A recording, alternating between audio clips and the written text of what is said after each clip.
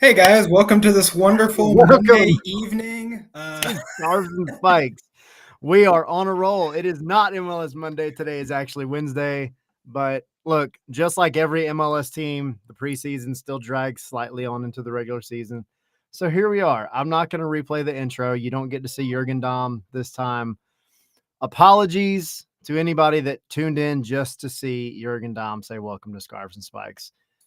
To make up for it, welcome to Scarves and Spikes. We have so many shows going on now that sometimes things run together, and that's okay. So it is Tyler here alongside Henry Higuita. Tommy Moose will be on in a little bit. And then we will be joined by a very special guest, the one and only DJ EU. Henry, besides the intro, how are you? Yeah, I'm doing great. I really do want to apologize to the fans for our lackluster start. We always try to put our 100% effort into everything. We're going to turn this season around, and I promise you, we're going to make the playoffs. We got this. We got it. We just got to keep chipping away. The stats are in our favor.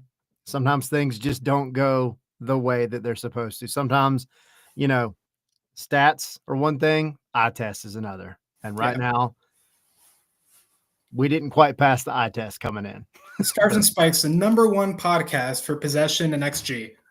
If you get that joke, then you've been here for a minute. You've been here long Edgar's enough. already started the hashtag Henry out, so I'll just shut up. Hi, Tyler. What's up, buddy? No, we've got a good Henry Pineda. We got a good episode, guys. We're super excited. Like I said, DJ EU will be joining us around 7:30. We have a Charlotte game to talk about. We have a derby, the unnamed derby, but the one that I'm partial to is Crown and Coke. So we'll be chatting that. We'll be giving you guys predictions. Henry can update you guys on our current standings after match day 1 in our prediction challenge. But first, y'all go visit scarvesandspikes.com. Got all the latest news, opinion, everything going up on the website. We've got links to the store, got links to our Patreon. And if you want a direct link, patreon.com/scarvesandspikes. And a quick shout out as we get ready to kick off the true partnership with them. Shout out to Sweetwater Brewery, partner of Scarves and Spikes. We very, very much appreciate it. And we got some really cool stuff coming y'all's way, courtesy of Sweetwater. And a quick shout out to everybody that showed up at the Signia by Hilton, Atlanta, the Nest on 4 bar the other day. It was a great show, great time. We had a lot of fun. So, quick shout out to all y'all. Yeah, it was packed. It was awesome. Thanks to everyone who spoke up. Thanks to the person who got the trivia question right and Tyler bought a shot for. If anything, that should be an ad. That should be an ad for you guys. Like literally, come out to the next live show and Tyler will buy you a shot. There you go. You just got to answer that trivia question. And it was a good one. It was one of those. It was like, it wasn't too easy. And it wasn't like, what did Atlanta United do in the 57th minute of the very first game? Like, I didn't know it. I was going to guess Tito. Yeah. Tito was a good guess. Tito was, for everybody listening now. If you didn't hear it the other day, the trivia question was who, and I'll just put it out there. Some of y'all probably already know it, were there, heard it, whatever, but somebody throw it in the chat. Who was the first player to score a goal inside Mercedes-Benz Stadium? So we'll see how the chat goes. All right. So we have tons and tons to talk about, but let's just kind of kick it off with, the chat a little bit. We have, Omar, I'm very curious as to why you want EU to change the goal song. I love the goal song. Evan, yes, LGP. Yep. With LGP. Yeah, BOB is dope. I wouldn't change it at all. I mean, I get wanting maybe the nostalgia of the what's it, Kerncraft as the original one. Yeah. But I just think that BOB and Outkast, it's such an Atlanta thing. Besides, I think it sounds good. I mean, I don't mind it. I think it's unique because like Kerncraft is very widely used for goal songs. I feel it's kind of overused. Who else in the world uses BOB by Outkast? I think it's perfect. I love it. I think it's, like you said, it's very Atlanta, and just I think it goes along with the energy after a goal in the bins. It just fits to me, my opinion. But so Dallin asking, man, Tommy's on a roll today. Tommy's on a roll. We're in general on a roll. We're still in preseason form, like you said. We're just getting started. Scrape by that first match. I'll filibuster while you get him the link. Multitask. But yeah, let's take a look at some of the questions. Y'all think Zaha plays Saturday? I know he just had a baby. Yeah, that's why he missed the Seattle game. They just had a baby. I don't even think he's in the country at this point yet. Per reports, he hasn't trained this week yet. So I am not expecting him to be involved this weekend. And he's an important part of that attack, which is going to be interesting because Atlanta has its absences too. Pedro Amador is supposed to be training with the team, but again, I wouldn't count on him starting. And yeah, I mean, Lennon is still some weeks out. So it's going to be, you got some love in the chat, but yeah, I would say Zaha probably shouldn't be involved. I haven't really taken a deep look at who else is going to potentially be out for Charlotte, who's going to be involved. I would expect a similar lineup to the one they rolled out for opening week. Yeah, I agree. I mean, I think you're going to have essentially the same strong points and the same quote unquote weak points for Atlanta. Edgar asking any updates on Lennon, Amador, or Williams? Not yet. Probably expect that Friday fully. You may get something tomorrow from Ronnie Dyla. Lennon is going to be a few more weeks for sure. Amador, I would imagine probably at least another week or two. And then Derek Williams was questionable. He did play. So I think it's probably pretty safe to say that there's a distinct possibility he could start on the weekend. Speaking of updates, we have an update on one of our co-hosts who has been lost in the wilderness. Let's bring him in. Tommy, what's up, buddy? I didn't get the link. I don't know what, dude. We started off with the wrong intro. We started off in season form entirely. The link didn't get sent to you. I don't know what's going on. It's Wednesday after a win, so I guess we're just celebrating too much, and here we are. It's a wacky Wednesday, yeah. Yes. Welcome. I already see Jack's got my comment or got my rant ready for me. Yeah. You want to come in hot with it, or you want to lead up to it? Go off, King. Every damn year, I'm going to complain about this. You release the kits the week before the season. Now, we always say, release it around Christmas time, right? So, damn it. Okay, well, that's my one. That's strike one. I get 3. All right. That's 3. It doesn't get released. They release it the week before. You can't get it in time unless you go to the stadium. Am I right? Am I right? That's 3. Now I'm done. I wanted to get those out of the way because now I'm good. It's not there. It's not there. I went to the team store. Not much there as far as players go. I went to, is it Atlantic Station? Atlantic Station. Beautiful area. Beautiful area. I've never been there before. I Ubered over there after putt check. Checked that whole area out. They had Chinese New Year going on. Awesome. Went to the team store. They had a few Latte Lath kits. Not many sizes. Nothing else. Just blank kits. I went to Fanatics. And this is where we're going to go with Jack's comment. I ordered one. I wanted to order a Miguel Almiron kit. His name isn't even on the list. What? You can't even pick him as a player. They used to actually have him as his own kit. But you could also pick, like they had, I think, Miranchuk, Latte Lath, and then they had an Almiron one. The Almiron one is gone. And then in the drop-down box, you can still pick Latte Lath. You could still pick Miranchuk on there. But you can't pick Miguel Almiron. So I just decided, screw it. I am going to get my name on it. Call it a day. You can't trade me, despite what Sydney wants to do. You can't trade me away at any point. But then it tells me you're not getting it until the first week of March.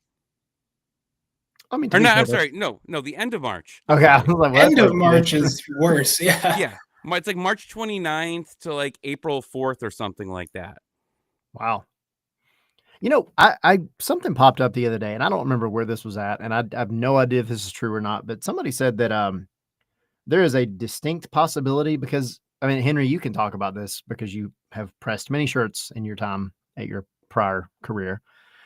But they said that because Almiron has, if you spell it properly, it's got the tilde, the little dude up there. I forget what it's Yep. actually called. Indeed.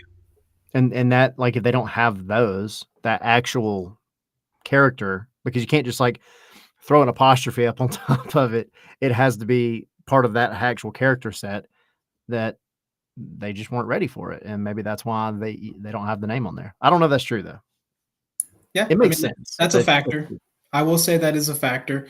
And because it changes the size of the name, because they come on typically they're printed on like a whatchamacallit, a certain height. You have to adjust it for the tilde because that goes above. Yeah. So yeah, and so that is something that you have to change, and it takes a little bit extra work. But still, I mean, how long have we known that Almiron signed with Atlanta United? Like you would think that they would have this stuff prepared ahead of time. You're right. Or that symbol, or that part of the letter. I mean, I'm not making excuses. Is he the only player that has that? The tilde you need for like Hernandez, which I get. Not a lot of people are buying Ronald Hernandez jerseys, but like for Hernandez, what else? TRA. I get that they're not jerseys that you buy a whole lot, but if we're looking at just like Atlanta United specifically, like those names already need tildes. So yeah, you would need them. It's just silly. Like people want to go to games and wear their kits, and now you have to wait a month. Fanatics sucks. They're not going to sponsor us, so I could just say that. Like everybody complains about it. There's a Fanatics Sucks Twitter handle that is amazing. If you watch like all the bad things that they send out, like they'll send the jersey but with the wrong person's name or that person's name on the wrong team. It's amazing what they do, like the things that they get wrong. But I've never had this problem before. I've always had the problem with getting the kit in time for the opener. That's always been a thing. And that's why we've always complained. But an entire month? Absolutely ridiculous. No, I mean, I agree. I think and the price goes up. And how much do these jerseys cost now? $195, I think, with tax. Almost $200 for a jersey. Gosh, it's darn. The same price, if not maybe a little bit more expensive than a hockey jersey that has sleeves that is 3 times as thick that you could wear out in the winter as a light coat. And this one, you can't go out in that weather that was in Atlanta. That almost killed me over the weekend. You know, I guess I'll just look at it as if I was selling something for almost $200 a pop, and this is more aimed at MLS in general because you're going to get this crap out earlier. If I was selling something for $200 a pop, and in the case of Miguel Almiron, I knew I was going to sell thousands of them. You best believe I have everything in order because that is such a missed opportunity. And it's not just, and it's really not pointed at Atlanta because all of this comes down from MLS. But MLS, they've got to get this together like way, way ahead of time. And I get fine. If you don't want to do it for Christmas, that's a missed opportunity in my opinion too. It doesn't need to be the week, literally the middle of the week before opening day. That makes no sense. You should not be officially releasing kits that late. It needs to be way ahead of time. Let everybody get excited about it. Let everybody complain about it, whatever they're going to do. but at least have them in stock so that you can then go and make some money off of them. Like, that's what you're trying to do here when you're selling kits is make money. Like, let's not fool ourselves. So yeah, go make them available. Drives me crazy. I mean, if they Well, if your really team want to starts copy, 0-3, right? 0-3, and say, screw it, cancel the order. I'm done. this team's a fraud. Cancel the order. don't give people the chance to do that. I mean, if you want to copy the European model, and that's kind of what MLS has kind of been doing recently, is like, oh, we want to be more European kind of. Then they have their new jerseys out like the last week of the regular season before the new season, if that even makes sense. Like, for example, like Liverpool, I know like they usually wear their next season jersey on the last game of the season. And so I just wish MLS would do something like that. And I know it's tough to do like, that for MLS Cup. It would be cool though. The new kid at MLS Cup. Huh? I agree. That'd be pretty sick. I mean, like you said, it's a missed opportunity no matter which way you look at it. I think if you want to get it off on the right stage, yeah, MLS Cup, but at minimum, do it in the off season, like the actual off season. I'm not talking about like the week before everybody starts back. So I agree with you. It is very irksome. And someone said, Matt said, maybe because the rosters aren't locked, but there's a large amount of players that are locked in, right? So no, yeah, you have to be able to give people what they want. They're trying to throw their money at you, and they are accepting it. And then even when you order it, it says like 9 days to ship out, but really it then gives you 30 days. Yeah, maybe it's just the blank ones. Like even Messi, I said, let's look at the Messi ones. They're all saying we'll ship out within 9 business days. It's wild. I think, like, if you look at for example, a couple of years ago, I bought a Fulham kit for my middle son Raiden because his favorite player is Jedi. And on their website, it literally tells you, and this was in the summer, after they had announced the new kit, had plenty of time before the season started, and you go and you punch in whatever player you want, right? You pick whoever. And it says, rosters are not locked in, so if you get a player that ends up getting traded, you're not getting your money back. It's that simple. It's that simple. Like, but then you look at like a Miggy kit and it's like, hey dude, he just got here. We've known he's here. He's not going anywhere yet. He just got here. This should be available, period. So Peaches, hey, we're Fulham fans here.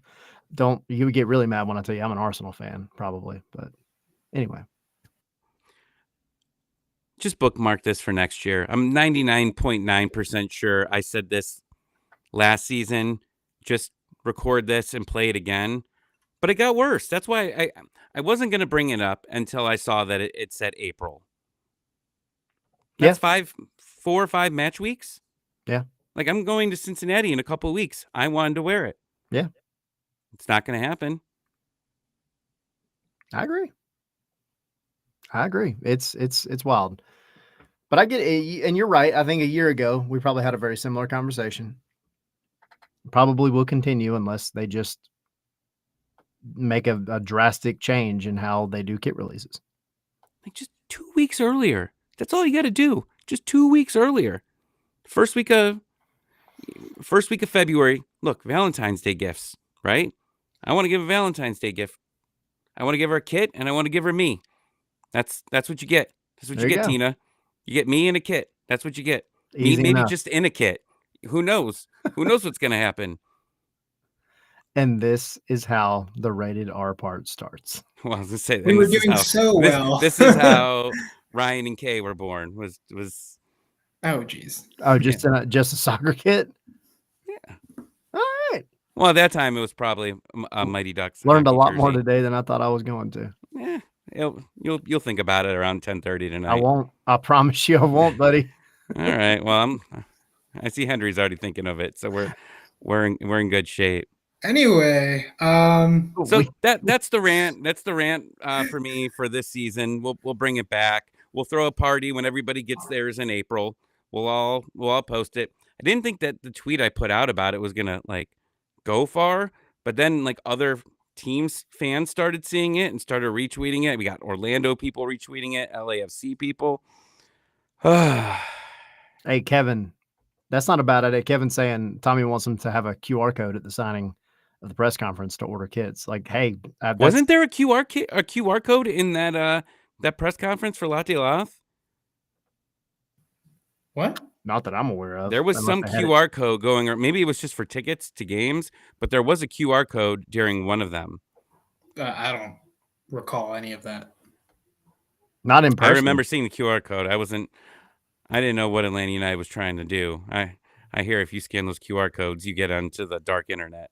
I wasn't prepared for that. The dark internet, is that what they call it Dark. nowadays? Yeah. We have, all right. Well, okay. You had your soapbox. Are you off your soapbox? I don't want to interrupt you.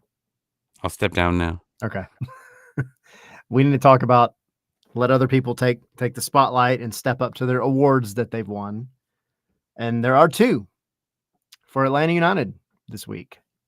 Not anybody that's here currently, but from match day 1, you had Edwin Mosquera win the goal of the match day. Came from behind to beat San Diego massively. That San Diego got off to a hot start, and then they found out about it. It was Welcome real. to MLS, It was a buddy. real lead. Yeah. You better was step up your 28-3. game if you want to beat the Twitter bots. Yep. It's tough to beat Atlanta when they're in their prime. Well-deserved goal of the match day for real though. Like, game winner. The shot was phenomenal. I mean, you really couldn't have put it any better. But yeah, props to Mosquera for week 1 winning goal of the match day. And it was the game winner. Yep. That's what makes it more special. Yeah. If Now it wasn't just the game winner, keep doing maybe give it to the newbie. Maybe give it to the newbies. But you won the game from that. And it was a banger. I forget who scored that goal for San Diego, but it was a nice goal. Dryers, yeah. It was a good goal, but I honestly think in that goal the pass was better than the actual goal, like the shot. And if we're talking about specifically like just the goal, and we want to give credit to the guy that scored it, I would say Edwin, because it was a really good. I can't remember exactly if it was, I think it was outside the box or maybe like a little bit inside the box, still at distance, curls it past the keeper to win the game with 5 minutes left. Like that's clutch, and that's more meaningful. Like, at least I think. I agree. And yeah, I just hope for Mosquera that he can keep doing that. He's thrived in that kind of super sub role before, and so yeah, I'm glad we haven't heard, knock on wood, we haven't heard of him like getting injured or anything yet, because that's his habit, is like scoring a beautiful goal and then going off injured for like a month. So yeah. But you know what else didn't happen as well though was he didn't score the banger and then the team give up the lead, like what happened against Red Bulls last year, because he had that phenomenal goal last year, and it was like, there goes Tommy. Bye, Tommy. Irish goodbye, as they say. But no, I mean, that happened last year, and it was a great goal near the end of the match. And then what happens? They go and they give up the equalizer because apparently beating Red Bulls in Red Bull Arena is just a thing that will always come difficult to Atlanta, no matter what happens. Tommy, you're back. You okay? I put my headphones in. They didn't charge apparently. So when I put them in, I couldn't hear a word you were saying. So refresh. We're back. So second award, Latte Lath made it to the starting role, and I'll go on a rant here in a second about this stupid thing. But Latte Lath on team of the match day, team of the week, whatever we call it nowadays. But very deserved, obviously, scores a brace. And I mean, it's his debut. What else would you have to do to make it to team of the match day? Because there's a lot of players that got snubbed off of that list for sure. But Latte Lath I'm sure there's a bonus in his contract somewhere for however many times you make team of the match day. And maybe this week he hit that one in his very first day on the job. Yes. I like it. I'm not going to go on my rant. I just think it's crap that Lionel Messi ends up with no goals. I get it. I get that he had the assist. I get that. But you had so many other prime candidates to be in the starting 11 for the team of the match day that were absolutely shafted because they had to put Lionel Messi up there. It irks me. But Tyler, it's Messi and they were a man down. I don't care. I don't care. It irks me. He has to be a lock for team of the match day. Are you kidding me? Gotta find a way to get him in. I mean, did you see the way he put his hands around that coach's neck? Like, that's clutch. Oh, that's what got him team of the match day, obviously. Yeah, and then got fined for it and still made team of the match day. That's the role model you want, kids. Yes. Daniel, I see you were super excited over here in the chat about DJ EU. We all are. He's pumped up. He's a fun guy. Yeah. And it's kind of crazy. I don't even think we had EU on last year. It just never worked out. But EU was one of our first season guests back in the day. So always excited to have EU on. And if you don't know, and you happen to be watching this and you're like, who's DJ EU? DJ EU is the guy that creates all the vibes in Mercedes-Benz Stadium. The music, all of it, that's all EU. And he also had the after party after opening day, after the win, out in front of and near the Falcon statue, which was really neat. Too cold for me. Yeah. And apparently you were like halfway dead working your way back. Going from, I have a deviated septum. Like, here's my nerd talk. That's a way to start the conversation, buddy. Let's go. It's been on a roll. I have it, and it just going back from warm, cold, and it was a decent weather for tailgating. And then the sun went down, and then it got back to Cleveland weather. It's just gross. Why I sound the way I do. I'm getting there. I can't hear out of this ear. I don't even know why I put my AirPod in. Can't hear out of it at all. But I'm here. DJU, one thing I do want to ask him, because we didn't have him on last year, like the 404 kit, when I came down for the playoff game, it was really cool that they changed the type of music. Wait, was it for that one? I think it was that one. Were they playing like kind of like 90s type music? Yeah, and then that was also when we were talking about that a little bit too, when the goal call or the goal song changed to B.O.B. Yeah, and that's perfect. I heard you guys talk about that. Goal songs are actually one of my favorite things because that's like a big thing in hockey. Yeah. A lot of teams have traditions of what their goal songs are. Some of them pick, the same generic, Zombie Nation. People love that song, gets them pumped up. And then some cities do things that represent their city. Like I like the Mighty Ducks. They're in Orange County. So they had Brohim from Pennywise, and then Offspring's from Anaheim. So now they have a goal song that's from the Offspring. Like, it's cool that you could pick, people from your area to try to represent the area there. But I like when you're able to do something like that. And Atlanta gives their own unique way. And I'm glad it didn't change because I think people were really afraid it was going to change. And they stuck with it and it worked. Absolutely. And there's no better person to ask about how that all came about than our guy, who I'm giving him a second because he looks busy in the background. I was setting you up perfect for this. I didn't even know it. No, I know. The one and only DJ EU. What's going on, man? What's going on, guys? I was trying to adjust the lights, but I guess we'll deal with this glare real quick. Oh, you're all good, man. If you had seen the beginning of this show and the way that it started, you're in good company. I was in the beginning. we played the wrong intro, wrong music, man. We're on a roll. Oh, today. Oh, you mean today? Oh yeah. Like literally, like a couple of minutes ago. It was. They did not go to plan. It was a rough start. Yeah. It's okay. It's okay. So what's going on, man? How you been? Good, and you? Thank you for having me, like always. Always. Tommy has a question for you. We'll just dive in because he's very curious. What up? Okay. Well, first thing, my son doesn't really pay attention to our podcast that much, but he follows us on Instagram, and he goes, "You got the DJ coming on today?" He's really into music. He's into mixing now and all that. So he was real excited. So I might have to hook you up with him, give him some hints there. But one of the things I was saying before you hopped on, what I really like is how when the 404 kits were introduced, I remember I was listening to these guys on the pre-show, and it was a different, like you were playing different type of music. And was it like 90s music? I forget what it was. It was Atlanta theme, around Atlanta.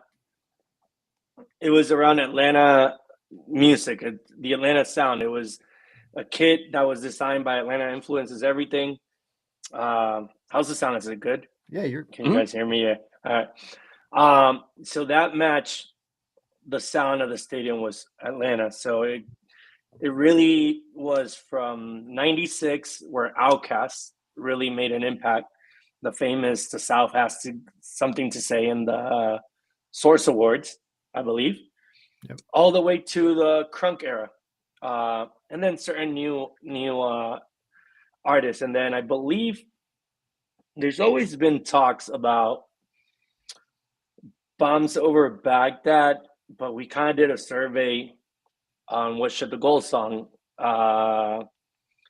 be, and the fans voted, the 17s voted for Bombs Over Baghdad. And you know how you guys get the survey? Like, what did you fans experience? And I think there was a lot of inputs like leave Bombs Over Baghdad. And it kind of stayed. There was conversations as well if certain players, like key players, asked for a goal song, to maybe that will work. It really depends. But yeah, and I think last season Saba scored and we played Sabotage. Yeah. So that's another goal song, but it has to do with him. Maybe we'll come up with one with Latte or even Miguel, but as far as like those are the two goal songs. So Bombs Over Baghdad has stayed. A lot of fans have asked me, it's like, are we change it? Have we changed it? Are we going to change it? And I think the answer is no as of now. It is Atlanta. It goes, the energy. It's just, I think, a perfect song. I think before you brought me in, I heard you talking that, like cities do goal songs and it has to relate with the city and stuff. I remember last year, and it was completely my fault at the Charlotte game that we lost at home. I played Pepas, and I completely have forgotten Pepas is their goal song. And their fans came at me at Twitter, and then I kind of clapped back. I was like, "Oh, I didn't know Farruko was from Charlotte." Like, I was like, get a song from an artist. Oh, right, you guys don't have anything except P.D. Pablo. So, I forgot P.D. Pablo was from Charlotte. Yeah, but yeah. It's I think it's Zombie Nation Anthem. It's an amazing hype song. It's been around the soccer world or football world in forever, but I think Bombs Over Baghdad is so amazing. I think there was a time where about 30% of the NHL was Zombie Nation. Yeah, I think 70% of sports at one point was Zombie Nation. Like, the way that song became so popular is because it was used in sports. Yeah. Being creative like that is fun. And do you remember what some of the other songs were for the survey were? No, I might be able to look up at that email. Actually, hold up. And I was trying to pull it up too. That game. Do you guys remember the Atlanta Influences Everything match? What's the date on it? That was, I want to say it was like September of 2023, if I'm not mistaken. Sorry for making you do research while you're our guest. Hey, no, you're good. Goal song change. We're gonna find this. It's not even letting me in. That's all right. It looks like he's on it. Y'all talk. I'll find it. I'm on this. I got homework. And then But yeah, I think the unique our goal song, Diego Hernandez fans may want to keep it for the rest of the year. I'm in here. Oh, I'm close. got it quick. I'm close. Celebrating. And I'm going through like the pregame. greatest hits of my email right now. Henry, what would be your perfect themes or goal song? for Atlanta. Sure. Throwing you on the spot here. Oh man, that's tough, man. Because like I actually like Bombs Over Baghdad. I know that's a boring thing to say, but I actually do really like the song, and I think I'm trying to think of what else would be like a good representation of Atlanta, because I like having that unique aspect and bringing like tying in that part of the city. I feel like any like goal song or song related to the club should have that connection. Actually, hold up. I don't think it was voted by the fans. I think we actually on our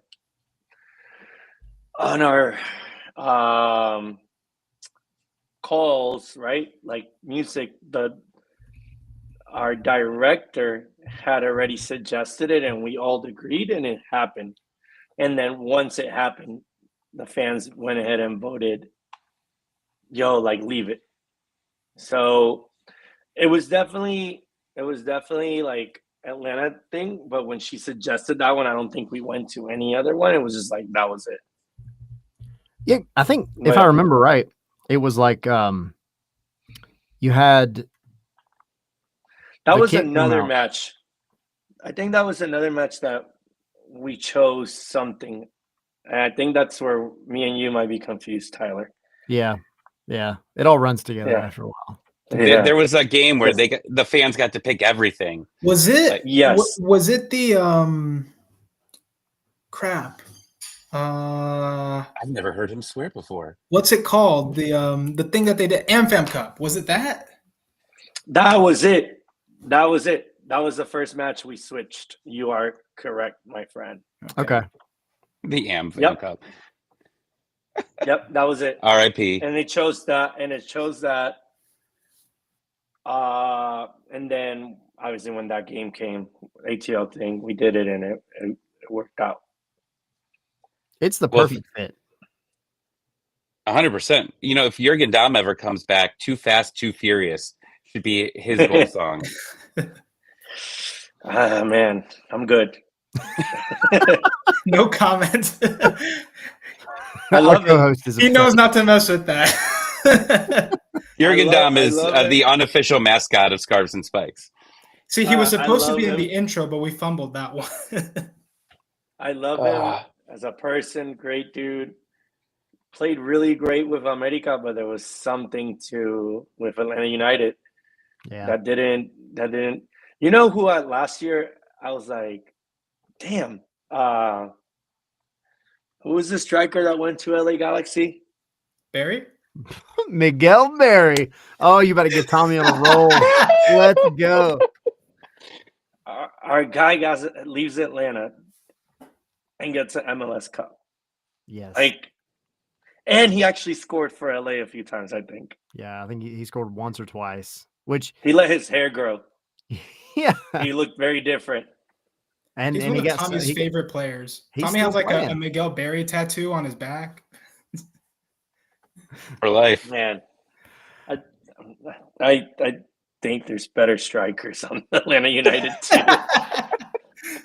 I feel bad for the guy. There was just something with Atlanta, It like didn't fit. like it's just bad luck or something. He did a golazo. He had a banger. He had Like, a I think banger. me and you were texting Tyler, and he like shut both of us up. I was like, oh, okay. Yeah. I mean, Cool. hey, you get that one. And then they end up, losing the lead like a minute later. I was like, dude, this guy cannot catch a break at all. But Yeah. Yeah. But yeah, man. See a So- bunch of questions. yeah, everybody in the chat, we got all kinds of stuff in the chat. I do have a Yeah. I got a question. Now that you've got the new crew and you were the official, unofficial playlist guy, because you do the music in the stadium, and of course it everybody loves it. But I don't think people quite understand that the players come to you for music as well. So the last time we talked about this on the show, and it's crazy to think about this was almost 2 years ago. What are some of the playlists kind of looking like early in 2025 right now? So, you guys or the fans fill out surveys. So we have meetings regarding music. Shout out to Julia, Patrick, and Mike Keefe, which is the other in-house DJ, because while I'm doing player walk at front porch, I'm not playing the music inside. Mike Keefe is. And we literally do a programming of the whole game situation, from open doors. Even when the refs come out, we have a specific song for that. Everything is situational. So last year was officially my first year, like, where people could see me, right? Like physically see me, like, oh, we know DJ EU, but they couldn't see me. Now they could actually see me, pinpoint me, flick me off if they want.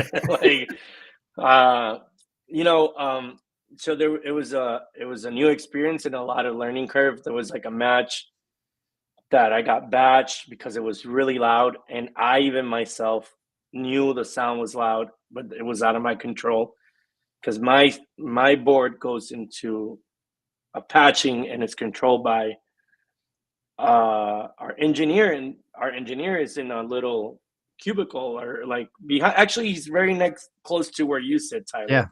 Yeah, like to right press. Yep. So they don't hear it sometimes, but how it really sounds, right?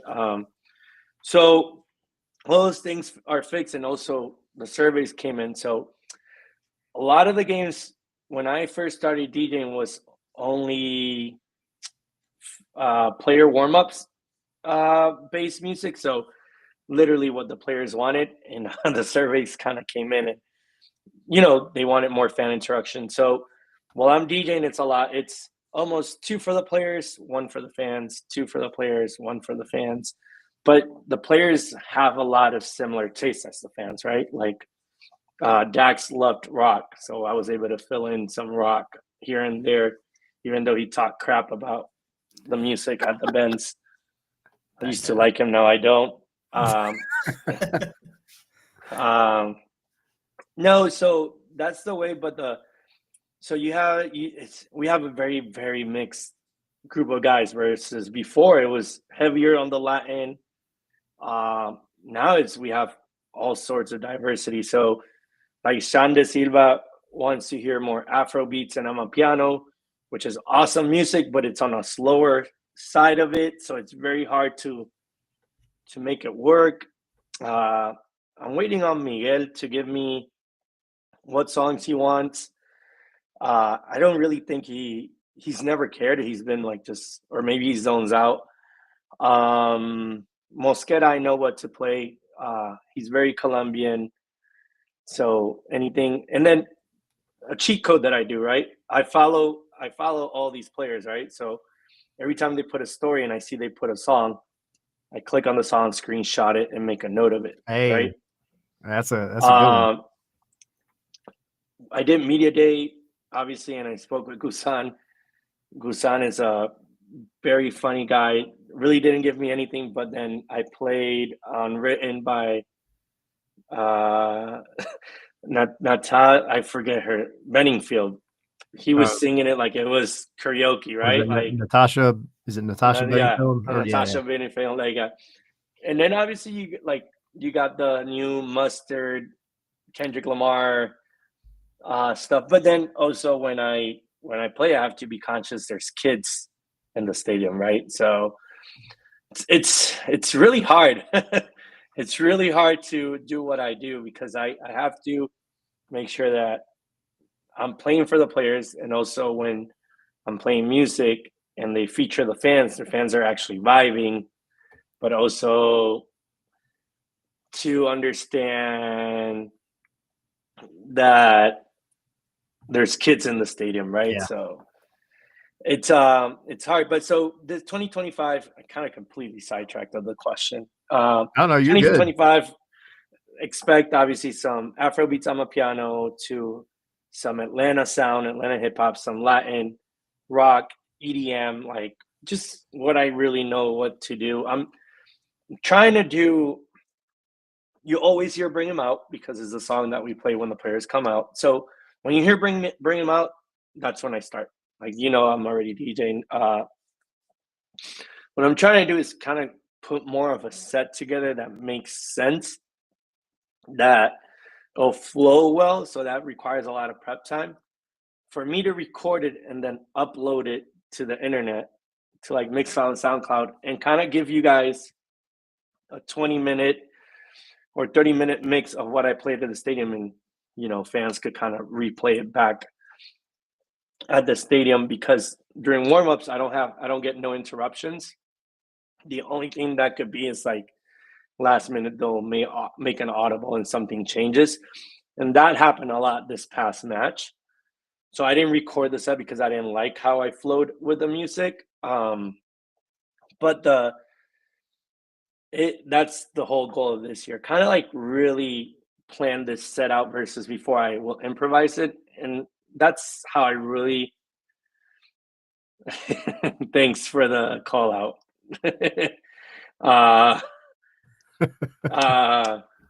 Hey, playoffs are Okay. different beasts. It's okay. Yeah. And that was a crazy And I didn't game, play too. it. I didn't play it. You heard it in your head. It wasn't me. You know what's funny? Like I play a lot of songs that are clean because I know the lyrics. I hear it in my head and I double check. I double doubt myself. And that playoff game, I came in late because I was in Costa Rica the night before. The original flight that I have at 5 a.m. canceled, so I had to go buy another flight just to make it like. So when I got to the stadium, I was 1,000 miles per hour, and then used the energy. It was like one of those games like MLS Cup. I saw it, but I didn't get to enjoy it because of everything that was going on, like as a fan. Same thing with that playoff game. I enjoyed it. I enjoyed the win, but there was so much chaos going on, and I hadn't slept. Like I literally left the nightclub at 3:30, got to the airport at 4 to catch a 5 a.m. flight that I ended up finding out that got delayed, that missed the connection in Panama. So I literally was nonstop the whole Man, evening. Globetrotter DJing over Yeah. there. Wow. No, so that gig, when I got that gig, I knew about the gig, but then you guys remember our Montreal Wednesday game that they told us that we're out of playoffs. Yep. Pretty much. So that night I went and bought the plane ticket, and my plan was to stay till like Monday in Costa Rica, like finally take a break.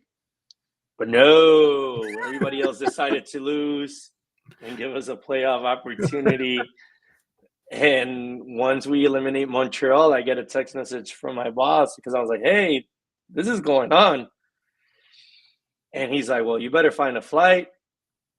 And then just like, he's like, make it work. And literally I was going to land in time in Atlanta. And then when that flight got delayed, I completely missed players walk, to the point that the players like were walking by and they didn't see me. And I got texts like, where are you? Like, why are you not here? They were confused, which when my bosses told me, like, it felt some sort of gratitude and appreciation. Like, oh, they actually enjoy, like they appreciate that I'm there and that and what I do. So yeah, man, the music is going to start this way. And obviously as music changes, I'll definitely I'll switch it up. Halftime, usually it's Atlanta theme, like Atlanta hype. I actually get hype playing that set. There's so much Atlanta music that I could play, right? There's like either the crunk era or the Kryptonites and stuff. So I try to switch it up. But again, it's like so much clean references, so I got to really edit a lot more music. And I really, like, last year was the first. So this year, my goal is to switch it up. You guys hear a different sound, a different style of mixing. Like, I know everybody loves Pepa, but I'm kind of tired of it. So hopefully I'll find some new sounds to it, But yeah, man, that's the goal for this year as far as music. And then I always take suggestions. Like, so if you guys have some requests, I'll definitely try to work it in. Tweet at me, like you always have, and I'll definitely try to make it work.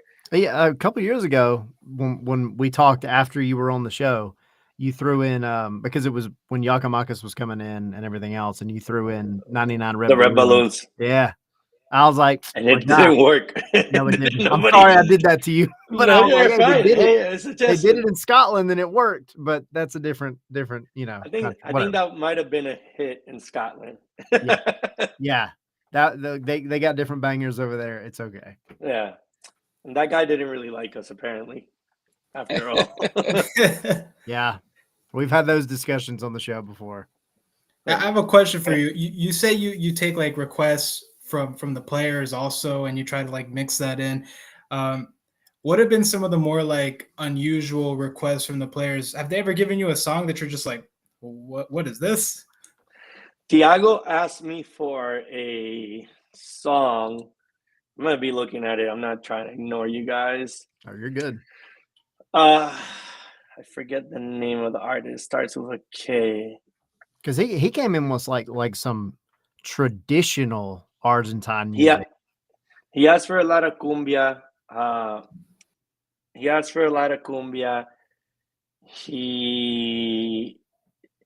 Nothing crazy though. The problem was that a lot of the music that he might ask, it wasn't clean, and I couldn't find it anywhere clean. So it takes me a minute to clean it out. Yeah. Where's that song? They don't have to worry about it in other countries. Yeah. Yes. Yeah.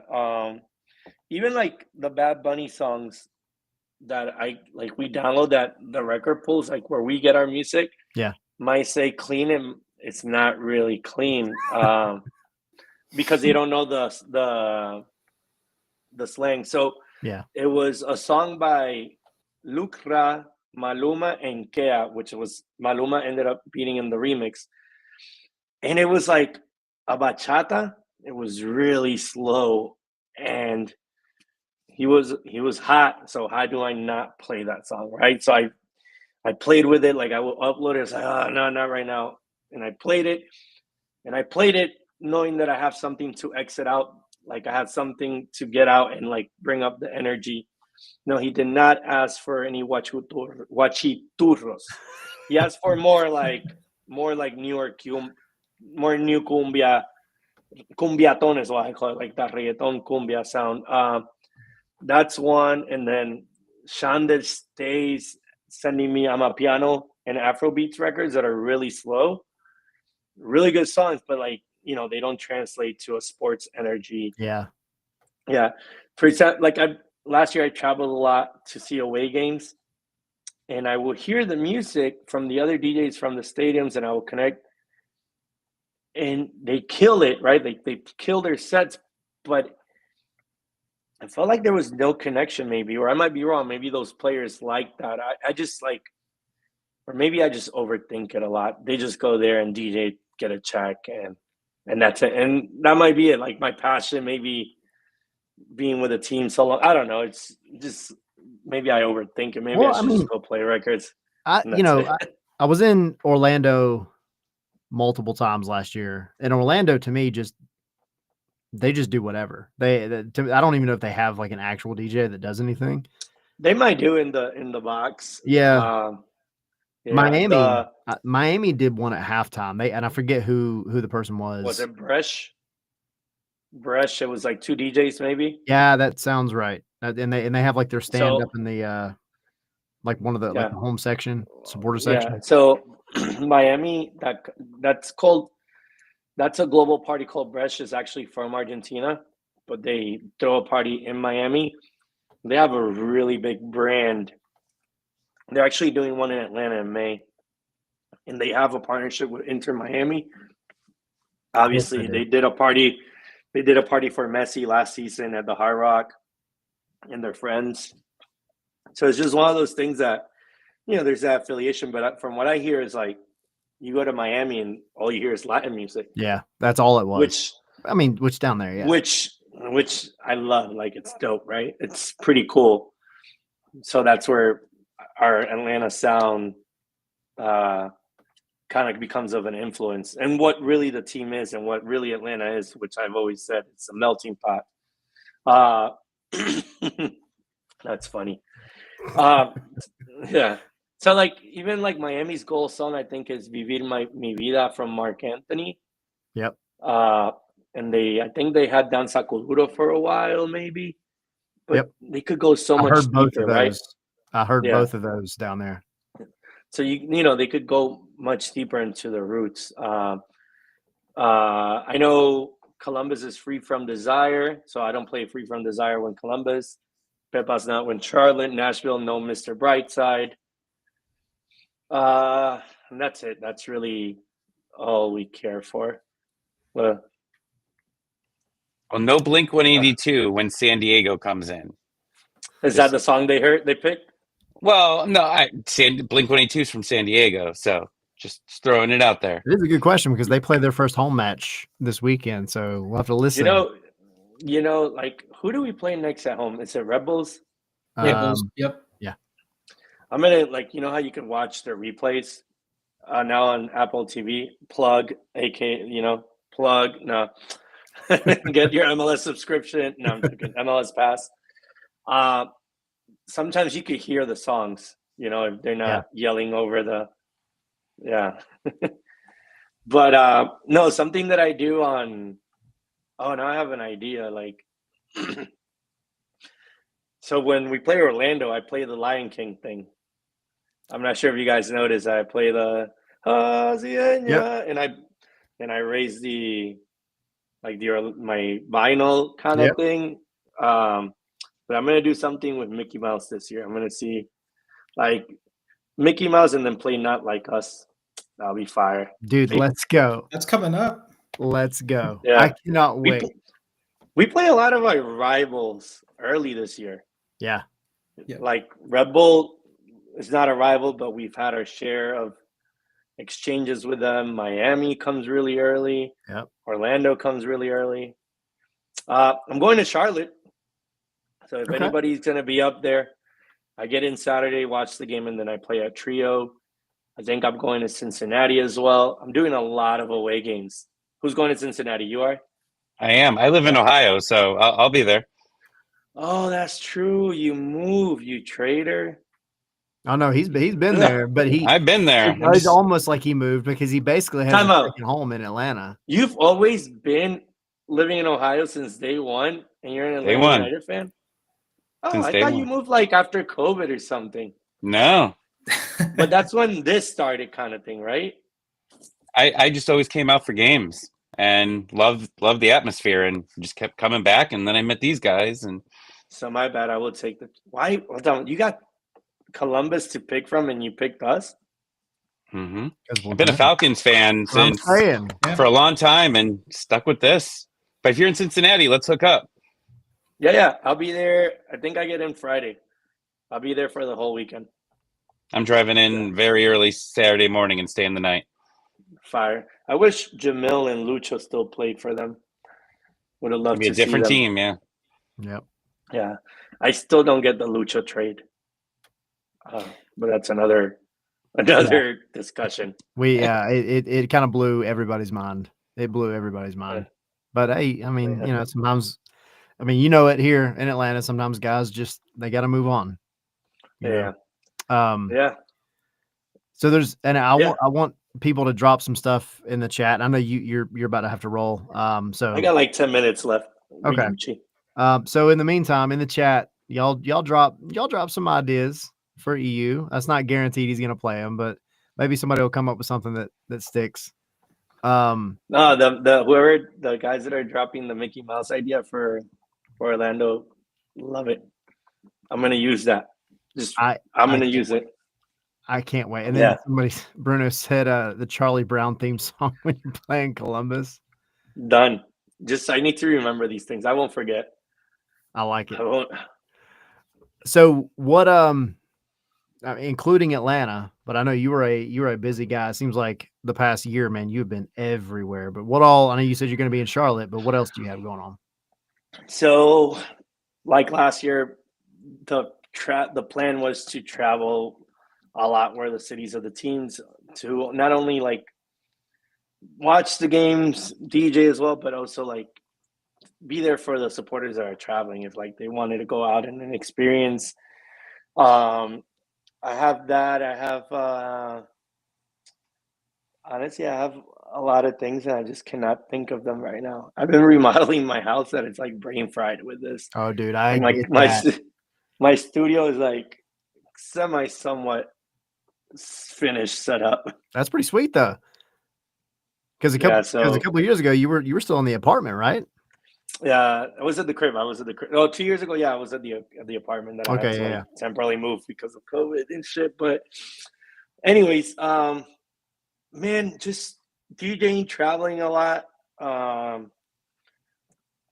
We're doing bigger things with the team this year, like as far as like marketing and stuff for the fans, like the vinyl, the supporters gift this year was so sick. That's pretty sweet. I'm not gonna say I had any influence with it, but I'm gonna say it. But it was all marketing team. They saw it, and the idea brewed up. The way they recorded the fans with a chance, like really next level. The signings, everything it's gonna be an amazing season. Obviously, there's a lot of hype behind it. I learned last year or 2 years ago that we were like, we're back, and we got humbled real quick. So yeah, this year is like one game at a time. Let's win. Let's get the job done, and little by little, because Miami still looks strong like they did. We're just their kryptonite or whatever, or we just know how to play them, right? Yeah. Harvey Girl for Miami. I'll play that. That's pretty good. Some good ones coming in. Yeah. I'm not sure if you guys noticed, they took We Ready out of Instagram. Like, you can't find the track. I did notice that. And I don't know why. I need to talk to like people at United, see if they know. Obviously, with Archie passing, I'm not sure if it has to do anything with like publishing and stuff like that, which sucks. But that's the Atlanta song. Yeah, it's even on the vinyl. Yeah. So like Archie signed some sort of like publishing rights to Atlanta United, and it's that one. 5 Stripes by Goliard. We have the rights to it. We have a few. But yeah, man, this year is dope. Act the Fool for Miami would be good. There's the Crimea River will be fire for Miami too. Yeah. For Jordi, if they show him on the screen for some stats or whatever, I'm going to play him Crimea. and Luis. Yeah, I still love Jordi Alba. Jordi Alba is one of my first favorite left backs in the whole league. And now you get to troll him on the speakers. I don't know. I'll think about that one. I don't care much about Luis Suarez. So I'll do that one. But yeah. Oh, hopefully, I get to DJ the FIFA World Club games. That's hey, that would fingers crossed for this year. I did Copa America last year. I did then the friendly. That was very, very cool. So hopefully I get those matches. I think just got like a weird. Honestly, sorry, go ahead. No, go ahead. I was gonna say, you were talking about your apartment, and I just got like a flashback, because I remember during COVID you were doing the 5 Stripe Fridays, and like everybody was depressed. There wasn't games going on, and I would join in, and like usually I'm like a pop punk type music, and I would listen. I would just have it sitting on my deck on the Fridays, just listening. I got free Chick-fil-A coupons from you, and I got a cooler. I remember that, like, you saying your apartment just brought that all back. Yeah. I don't want to go back to 2020 though. No. I definitely, to be honest, like I would love to do those again if the team would let me. Like do a live stream every Friday, obviously, or not every Friday, every other Friday, or because I travel some Fridays. But I definitely would love to do it. If I like even at lunchtime, it doesn't even have to be like at 5 p.m. is when we used to Yeah. do it, which makes sense. Five. But definitely, I love those. I would love to do them, even if it's 30 minutes, like almost like a radio power mix kind of thing. There were a lot of fun. Man Eater, I definitely could do that one. I was gonna say I just looked it up. I've never heard this song, so I don't know what it sounds like. So don't take this and like run with it. But 5 Seconds of Summer, talking about Luis Suarez, has a song called Teeth. And I think that would fit perfectly for Luis Suarez.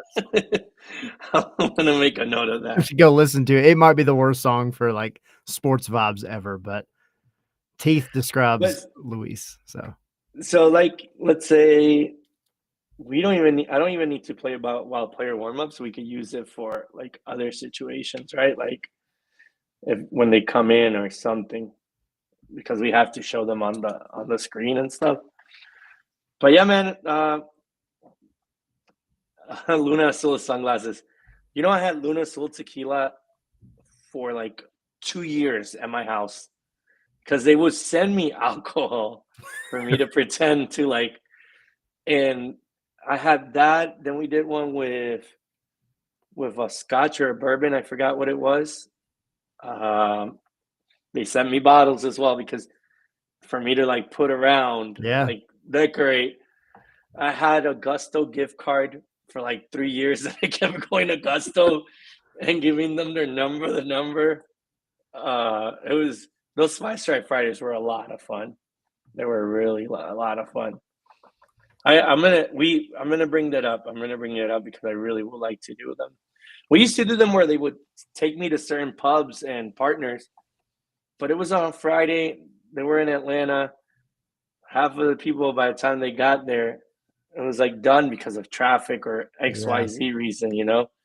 Atlanta's not a very walkable city yet, where people work still and when we were doing them, I think people were still working from home, you know. Yep. So yeah. And to get you out of here, you mentioned how you have kind of the playlist that you do. Is that something that you are able to share when you get them kind of uploaded? Yeah. So that's the thing. I'm gonna take that mix, like record it live, and the whole point is to upload it and kind of for you guys to replay or, you know, maybe 30-minute mix for the gym or something. Sweet. Yeah. So that's a me from you guys, but I really want to make it dope. And then I'm doing my vinyl scavenger hunt.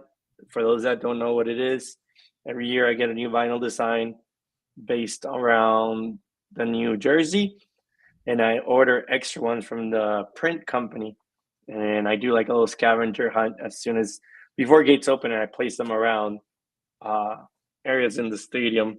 So be on the lookout. This year I might make it more personal, where I go down to a seat and put it in a seat, but then I'm scared if somebody comes and sees it, take it. But I think our fans are pretty respectful as far as like, maybe getting like a gift bag from the team store. Maybe they'll be scared of taking it because like, oh wait, kind of put a sticky note saying the seat number and leaving it there. Yeah, I don't know. We'll see.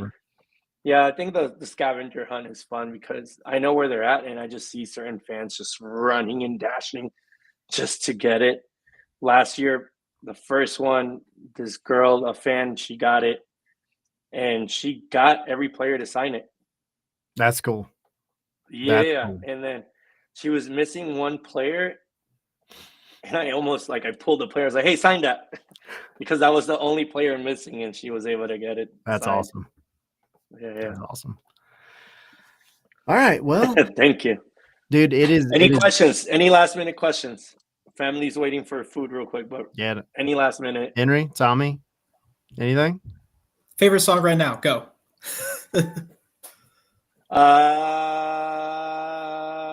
Nueva York, Bad Bunny. Okay, like that. Here we go. And tirar más fotos. Okay. Did you know Bad Bunny's a crazy good WWE wrestler?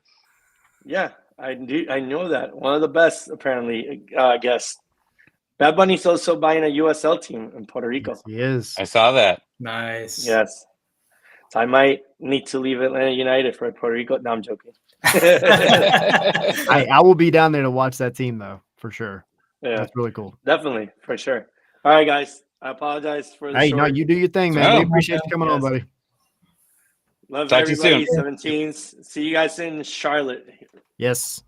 See you in Cincy. Yes, I'll see you. Yeah, my bad, Tommy. I thought you moved recently. Didn't put the 1 and 1 together. No, you're fine. We'll party. We'll party Okay. in a few weeks. See ya. See you, buddy. Bye. Good stuff. As always.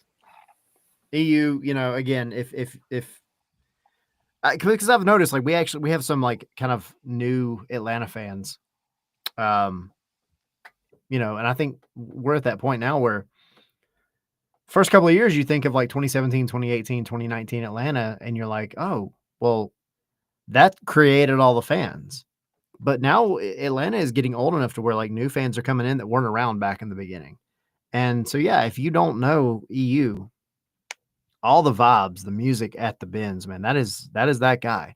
And we didn't get a chance. We ran out of time, but I wanted to ask him about that after party that they did. I hope they do that more often because it seemed like the fans seemed to like it. There's a lot of people there.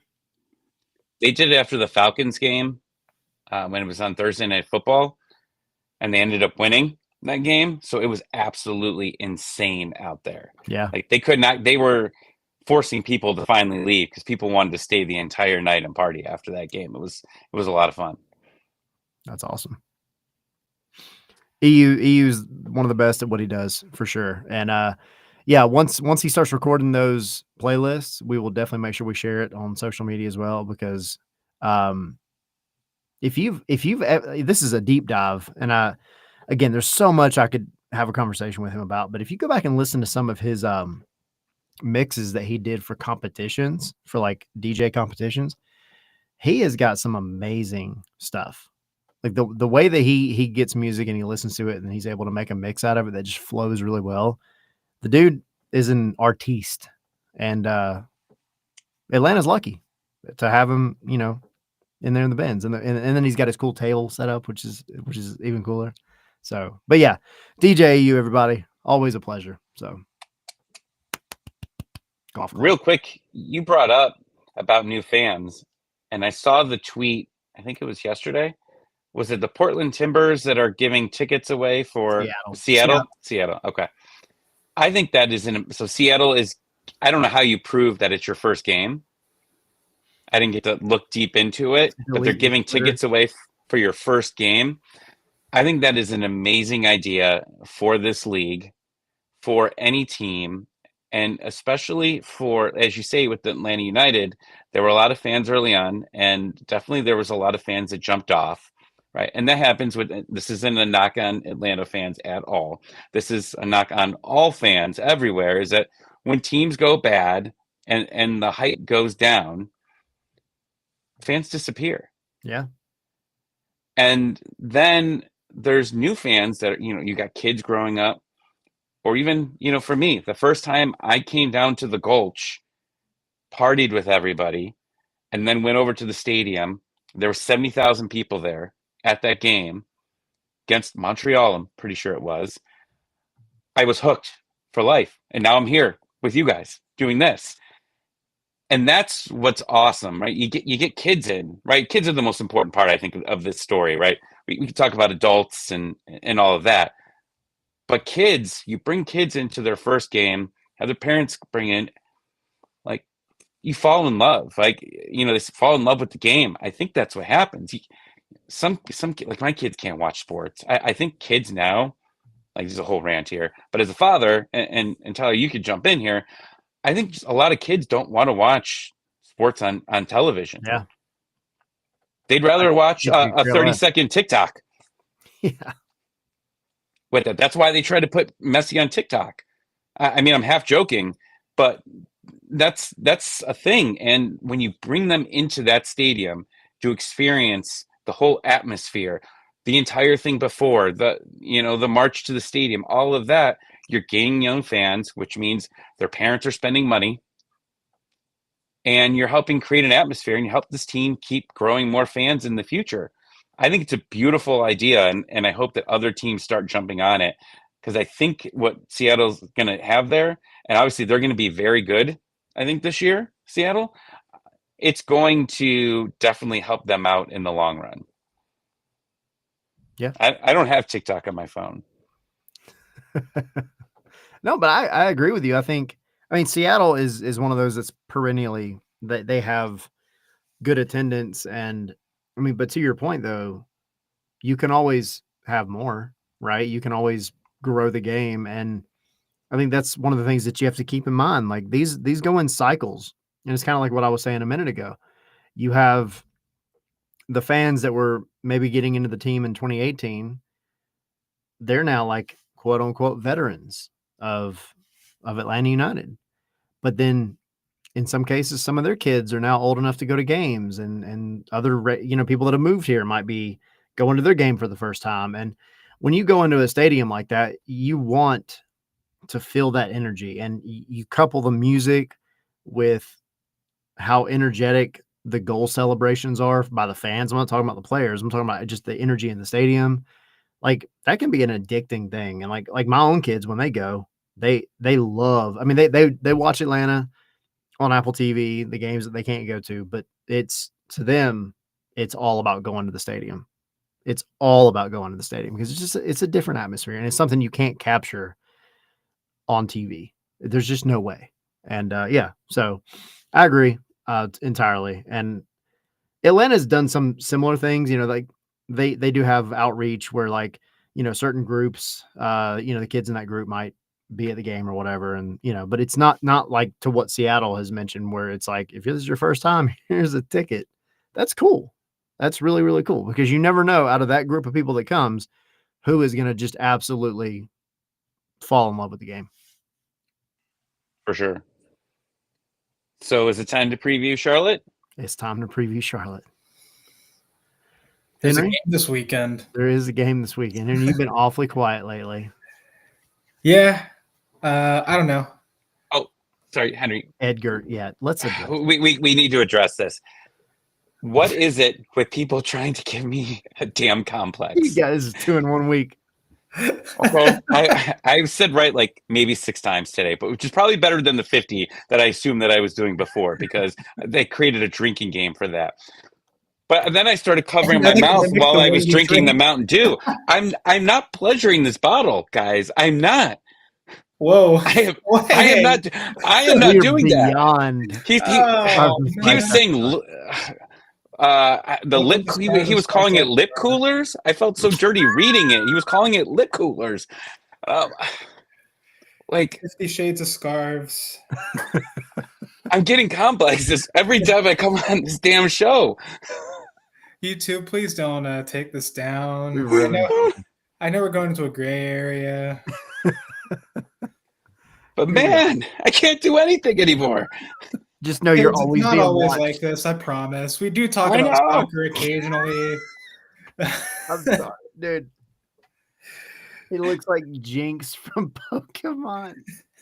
Wait, someone which pull one's? up a picture? Wait. I will tell you. Don't look it up. Don't look it up. I'll get it. You got to get a picture. I'm getting Oh no! I have a story about this. Oh no, I'm scared.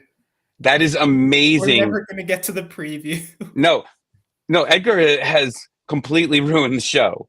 So we will call this the Edgar ruined the show episode. Hashtag Edgar out. So Jinx, This is Tommy. no. Oh no. All right. Okay. So Tina is going to murder me. Tina is going to absolutely murder me for what I'm about to say. Please Photoshop Tommy's face onto that. No, just listen. So when Pokemon Go started coming out, we started catching that, and we used to call that Tina on Sundays, because she'd be drinking on Saturdays, and she'd look a little rough on Sundays. So the Pokemon, I'm pretty sure I still have my first Jinx I ever caught, was called Tina on Sundays. Are you looking And- for it? Ladies and gentlemen, Tommy's minutes are numbered. The moment this show ends, he might not be with us anymore. Yeah, she's gonna kill me. Omar said, "Tommy, it's not worth getting murdered." It's too late, Omar. He's Too done. late. He's already He's already buried. screwed the pooch. Oh, you just called your wife out. Oh, would and he brought the receipts. That's not helping your case at all. Sunday, Tina. We- Yes, uh, bro. It's a Shall soccer we get podcast. one last This is a preview soccer and put podcast. Tommy We in like this? to have some fun, but somehow my lips were on court. You better sleep with one eye open tonight. One last She's preview going before to- it's Spanish. She's or going to murder me. Yep. Oh, no. We'll This give is us all the I just Charlotte swallowed. preview. It'll be your last act with scarves and spikes, and as a human, apparently. All right, it's 8:21. We're an hour and 20 minutes into this. Charlotte, is he going to play? Zaha? No, Who else? probably not. No. Because he hasn't been training, according to reports, and he's got his kid. He's on what, like paternity leave at this point. Like, yeah, I mean, I really don't think he's going to play on Saturday. I agree. I mean, I don't even know if he's back in the country at this point. And Wednesday, your game is Saturday. I just don't think he has a chance. I mean, his mind, your mind, like, Tommy, you know him, and anybody in here who's had a kid knows, like, dude, your mind is not going to be on your job a week after your child is born. It's just not going to happen. So if he does play, I would be absolutely shocked, and I feel like he might get walked all over. Tommy's struggling. Come to the dark side. So with Zaha not playing, Henry, take us through their match day one as best you can. Yeah. So How did they do? So match day one, it was a visit to Seattle Sounders, ended 2-2.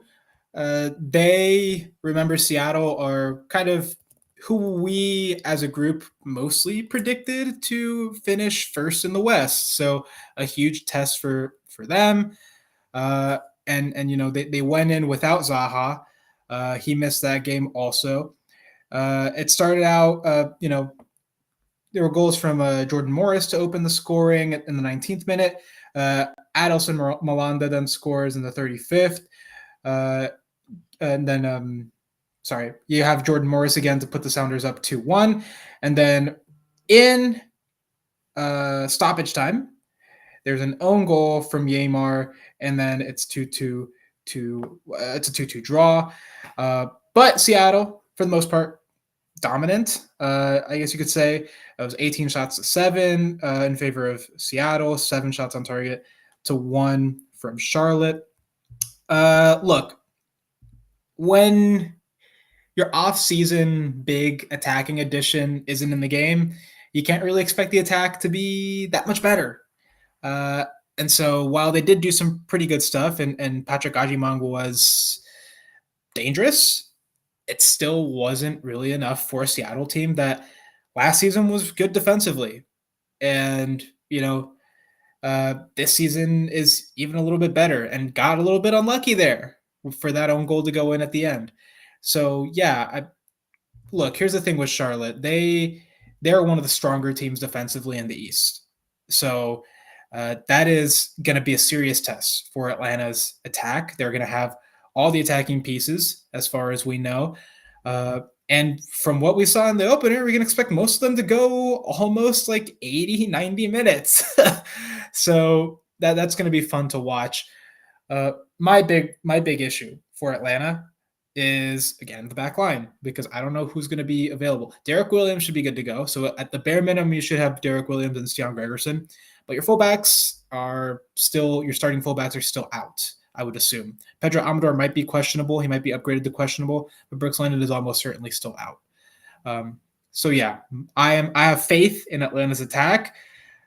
I am just curious how they're going, how that matchup is going to look like, because it's going to be a very, very good one to watch.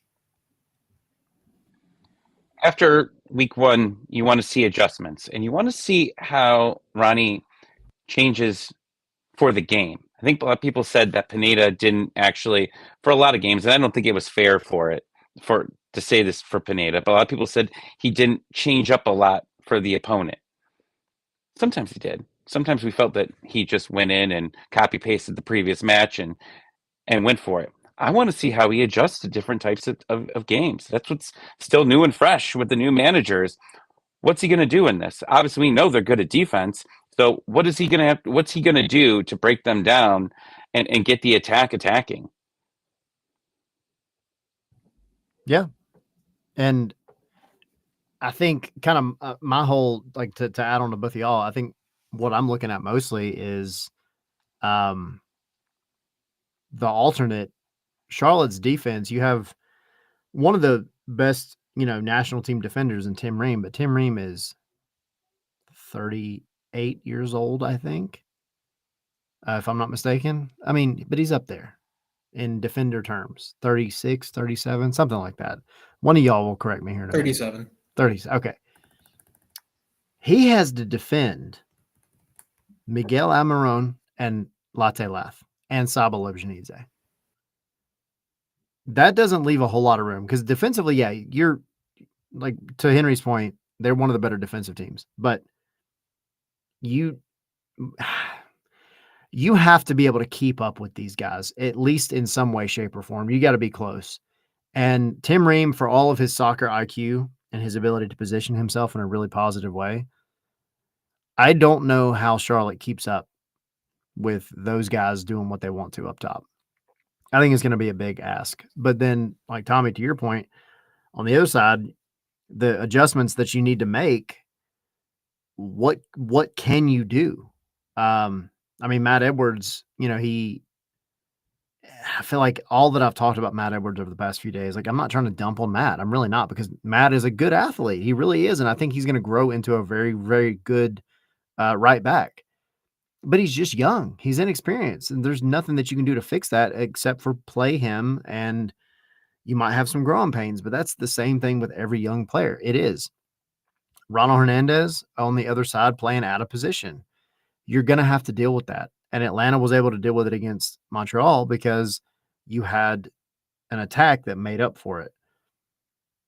Zaha probably won't play, fine, but you can't allow silly goals. You can't allow silly mistakes. You've got to just, to me, this one is more about just settling in and being disciplined on the ball defensively and not kind of falling out of whack. And you also have one more week worth of fitness in your legs, which is good because the team desperately needed it about the 60th minute at home. So that'll be a factor as well. But I don't see any wholesale changes necessarily.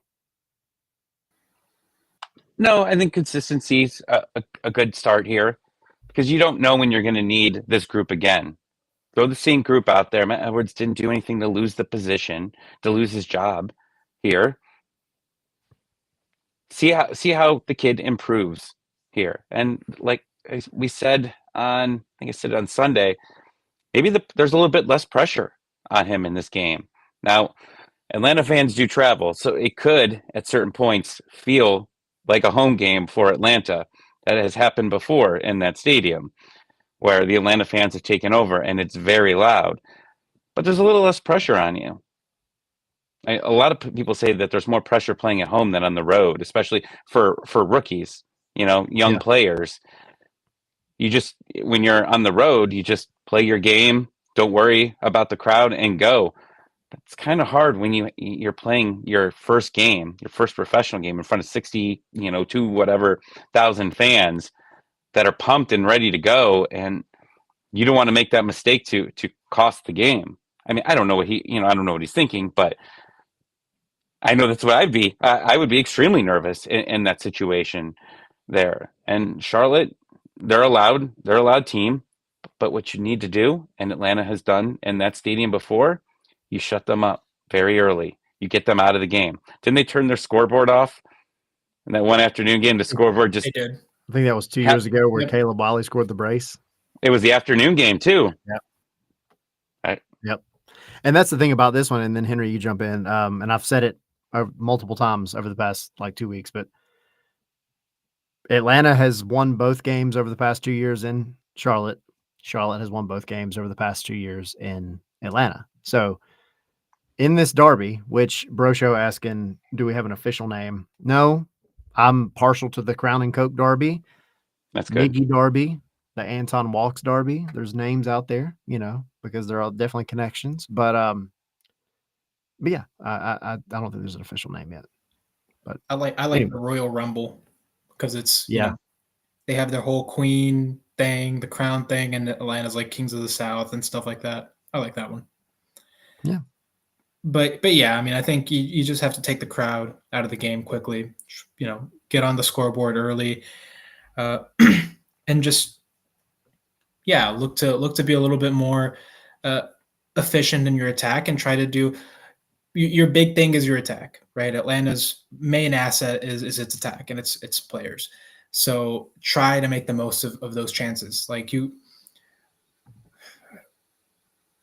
looking back at this Montreal game, Saba in particular is very lucky that Atlanta won the game because he had several opportunities to score. He had several volleys from close range. He had several chances where he was in. He just couldn't, for the life of him, put a shot on goal. He did get that one curler at the beginning that was saved, but still, you need to be a little bit more clinical. And look, again, just coming out of preseason, it is still beginning of the season form. You totally understand, but I expect more out of Saba. And I think he will live up to that because he's a very good competitor and he's a guy that really loves the club. So I know we can expect that of them. And yeah, I think we're going to see more Latte Lats goals. I think he's he's happy, he's motivated, he's on form, and yeah, I just want to see more. I just want to see more goals, like score. And then, if you concede 1 or 2 goals, as long as you score like 3 or 4, whatever, right? Good defense is great, but when you're down, things got to open up. You've got to score to tie it or to win it. Just to say, you score early, you take them out of their game. Make them attack you, you counter. You've got the speed. This is, there's people that are, on more professional shows than we are above us that are saying Atlanta's the best attack. Got to prove it against the best defensive teams. And we know what they were last year. We struggled to score against them. It took a banger in Charlotte last time to score with them. Score early. Get them uncomfortable. Yeah. And that's the other point actually of playing them. It's not just their defense, like their goalkeeper is really, really good. Christian Kalina is insane. He's goalkeeper of the year. And in this last game, you had Jonathan Sirois making save after save after save. He was standing on his head. He conceded 3 goals, but he was standing on his head. If you really look at the amount of shots that he saved and the stuff that he was, the one from Slish that he punched out, the freaking rocket that should have gone in, that's an example. And Christian Kalina is even better. So it's going to be even more of a challenge. And I think that's kind of my key with this one is the one that we haven't really talked about, but it's your midfield. It's Slish and Click. I think this is a game where they can actually really take control. And if they do take control, then I think the game really, really favors Atlanta. If you allow Charlotte to have a little bit of leeway and not control the midfield the way that you should, then it gets a lot more difficult because they're not particularly strong on either side, in my opinion. Then, of course, you add in how they played against Seattle and the statistics, and you touched on this a little bit, Henry, but I mean, 7 shots to 18, Seattle being the 18. 7 on target for Seattle. They had 1 shot on target, Charlotte did, and still drew 2-2 because of the own goal. 41% possession. Like, statistically, they didn't play a good game. But sometimes it's not about the numbers. It's about, at the end of the day, it's about the score. And they did enough to stay alive and get a point. Good for them. There are things that Atlanta can take advantage of. But it's going to be a matter if they can patch up their own kind of weak points at this point early in the season. Because, I mean, if we're being honest, like, this game, with the way Atlanta's defense played last week, this game has the potential of being a shootout. It shouldn't, but it does have that potential. And you know what? Those stats, the full-time stats for the Charlotte game, where we're talking about 7 shots on target to 1, that is pretty much Atlanta United's first half against Montreal. That's pretty much it. Atlanta had 9 shots on target to Montreal's 1, or it might have been 9 shots to 1. I don't even remember. But it was that kind of margin, and so it just so that you could see kind of that the second half was a totally different story. And like Ronnie Deila even admitted it, and most of the players also, like, it was a game of 2 halves. And the key in this one is play both halves. Play, like, be smart about it. Keep it going. Don't stop. And you know, hopefully the fact that it's a rivalry game inspires them a little bit more, because they got to hold on. And if you can get, you can continue winning, especially like on the road to Bank of America, which is a large, expect the crowd. It's their home opener. You can get a win there. You could start seeing and saying, like, okay, this team can make some legit, you know, noise around in the Eastern Conference. Like, the predictions are there, but they might actually live up to it this year. Yeah. Speaking of predictions, we have a contest going on before Tommy gets into his apology to his wife. Oh no. Calling her a Pokemon with Pokemon questionable Tina Mon. Where are we at with the predictions after the first week? All right, so the prediction standing, you don't have the graphic, do you? No, it didn't come through when you sent it. So what do you mean? It's showing a blank, like a broken image for me. All right. Well, just like my marriage. Just like my marriage. Damn. You're watching the fall of Tommy in real time, ladies and gentlemen. He knows it's over once the show is over. Like, that's why we're going long. It's to give Tommy some more time. Tommy's last moments on Earth. Or filibustering his final moments. Anyway, let's look at the prediction standings after match 1. A strong showing by the across the pitch guest, Andy Coronado, getting the ball rolling really, really well. He got the result right, 1 point, and then the goal difference was exactly right also. So he is first place above all of us, which is a little bit embarrassing.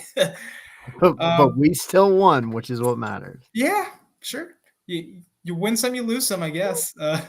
Wait, I didn't know the rules to this. Is it goals difference and guessing the right score? Are those both worth points? Goal difference is the tiebreaker, but like, because guessing the score or guessing the result, like, gets you points, and we're going by points. Okay. But the goal difference is like the tiebreaker. So we got that. Gray.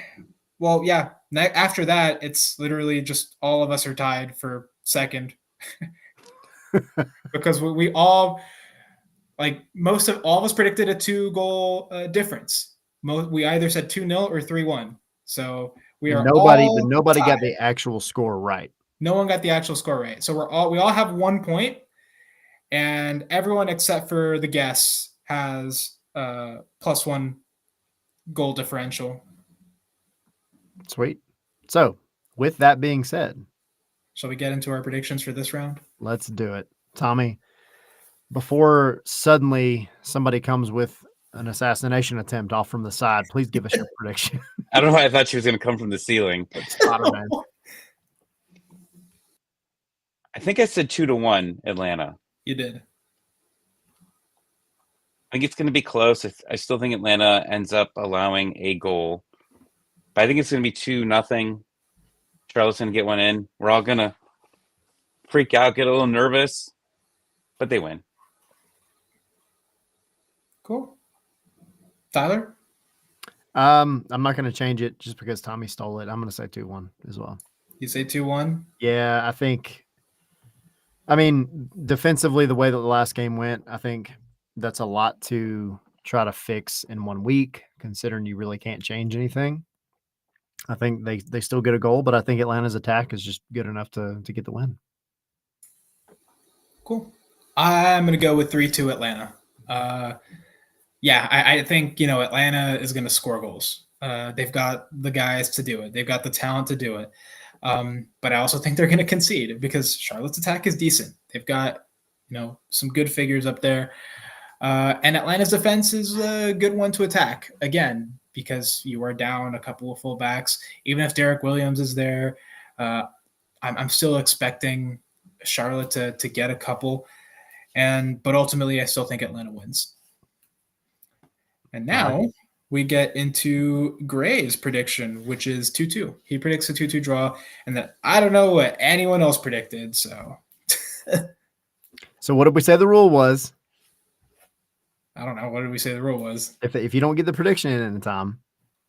So I think this applies for Jackson and Sydney. Okay, no, but to be fair, I asked for them like 20 minutes before the show. So that's on me. We all know that this is coming up. All right. Tyler, look, you might be last in the standings, but you don't have to. I'm not last. I'm tied in a 6-way tie for second. All right.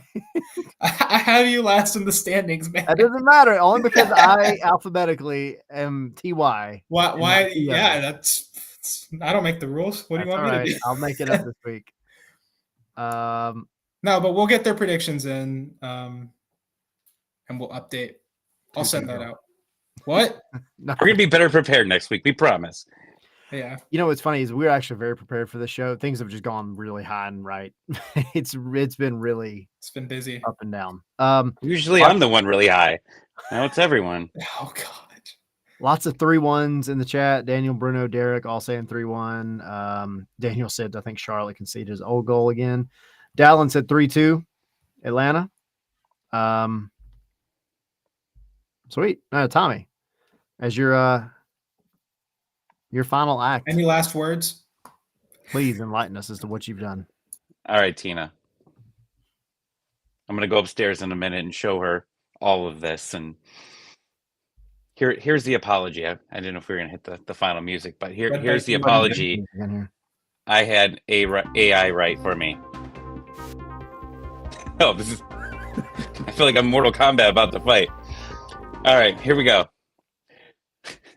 Hey, Tina, I'm super sorry for calling you Jinx from Pokemon. In my head, it was a hilarious compliment. Like, whoa, she's got that psychic vibe. But I clearly came out like a Psyduck level fail. Psyduck's also my favorite Pokemon, so it's amazing that I wrote that in there. I promise I'm not trying to jinx our friendship. Forgive me. I'll stick to calling you a legend from now on. I love it. She's gonna murder me. She's gonna murder Tina. So Yeah. I'll jump on the getting murdered bandwagon. My wife Oh no. you brought up Psyduck. And I've still been joking around, but don't hide it, Tommy. Just accept it. We might get banned apparently from YouTube the way I drink this Mountain Dew apparently, because that's what everybody's doing to me right now. This is gonna get. So we were talking about y'all seen Detective Pikachu. I hope you have. It's a great movie. If you haven't, it doesn't matter. In it, one of the Pokemon that steals the show is Psyduck. We were going through talking about Pokemon the other day with my kids, and my wife was trying to remember the name of Psyduck, and she couldn't quite remember it. She just remembered there was this Pokemon that is a duck that gets headaches, and then it loses its mind, and like things start, blowing up, psychic, whatever. And she called him, and I almost hear her coming down the hall to like destroy me right now, but she called him Psychoduck, which I think is the best name for a Pokemon ever. So the next Psyduck that I catch in Pokemon is going to be named Psychoduck. Oh, Bro, It's nowhere near as embarrassing as your story, Tommy. Like you're still dead. I might be. I thought you were going to name it Maria. Oh no. But it's always a fine line when you start talking about your significant other on like live television. So here we are. You're dead. Well, at least I'm not going to have to worry about making any more kids after today. Preach. Do. Sorry, I was. Yeah, see, there we go. So We will long be back coming. on Saturday because we know this is an early game. Spaces immediately after. We Tyler, won't be I back, think- unfortunately. Maybe the ghost of Tommy will be back. Come back like duo. I'm excited. I apologize. I understood that people are getting very upset that Spaces did not start on time. But we will be starting right after the game. Come hang out. And then I'm going to enjoy MLS. I'm actually very excited to watch MLS all night on Saturday. That and there's a WWE pay-per-view. So it's like a perfect Saturday night for me. There you go. What's the Sunday game? Only you're going to be alive. Miami. There's two of them: Miami, Houston, and Galaxy, Vancouver. I believe. Are the Galaxy back-to-back Sunday night? Well, the Sunday night game is Miami and Houston. Okay. Cool. All right, everybody, say bye to Tommy for the last time. You will not In be the seen. arms of the Tommy. Hi guys. See you for the pre-match on Saturday. Maybe. Man, what an 10% episode. chance. What an episode this one turned out to be. I